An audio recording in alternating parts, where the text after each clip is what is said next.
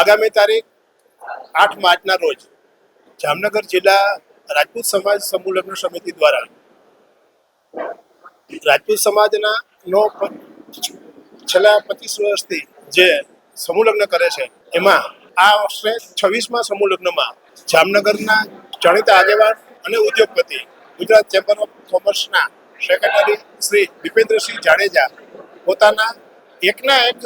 પુત્રના લગ્ન આ સમૂહ લગ્નમાં કરે છે ત્યારે રાજપૂત સમાજમાં ખૂબ જ ઉમંગ ને ઉત્સાહનું વાતાવરણ છે. આ સમૂહ લગ્નમાં કુલ 25 દંપતીઓના લગ્ન થશે. દરેક દીકરી બાને એક આ સમાજ એક પિતાની જવાબદારીની ભૂમિકામાં રહીને પોતાના દીકરીને જે પ્રમાણે કરિયાવર આપતા હોય એટલો પુષ્કળ કરિયાવર સોના ચાંદી સહિત આપીએ છીએ. આ સમૂહ લગ્નમાં વિવિધ મહાનુભાવો અને સંતો મહંતો છે એ ખાસ ઉપસ્થિત રહેવામાં છે. જ્યારે ખાસ કરીને બોટાદના ભજનાનંદ આશ્રમના સનાતન ધર્મનો પ્રસાર પ્રચાર કરતા શ્રી આત્માનંદજી, તે રીતે જ અમારા ગુજરાતના રાજપૂત સમાજના આગેવાન અને પૂર્વ કેબિનેટ મંત્રી શ્રી ભૂપેન્દ્રસિંહજી ચુડાસમા સાહેબ, વાંકાનેરના રાજવી અને રાજ્યસભાના સાંસદ નેક નામદાર શ્રી કેશીદેવસિંહજી, આપણા જામનગરનું ગૌરવ અને આ સમૂહ લગ્ન સમિતિમાં સતત 3 વર્ષથી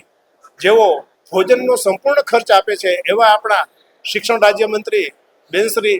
રીવાબા જાડેજા, મહેસૂલ રાજ્યમંત્રી શ્રી સંજયસિંહજી મહિડા, રાજપૂત સમાજના અધ્યક્ષ ભાઈ શ્રી પ્રતાપસિંહ જાડેજા, પૂર્વ મંત્રી શ્રી ભાઈ શ્રી અકુપા જાડેજા અને ગુજરાત પ્રદેશ ભાજપાના મહામંત્રી ભાઈ શ્રી હિતેન્દ્રસિંહ ચૌહાણ અને આ સમૂહ લગ્નમાં અમને જેમણે પોતાના પુત્રના લગ્ન કરે છે એવા ગુજરાત ચેમ્બર ઓફ કોમર્સના સેક્રેટરી ભાઈ શ્રી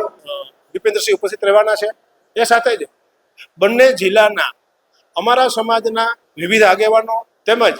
આ દંપતીના સગા સંબંધીઓ મળીને લગભગ 10,000 લોકો આ કાર્યક્રમમાં ઉપસ્થિત રહેશે.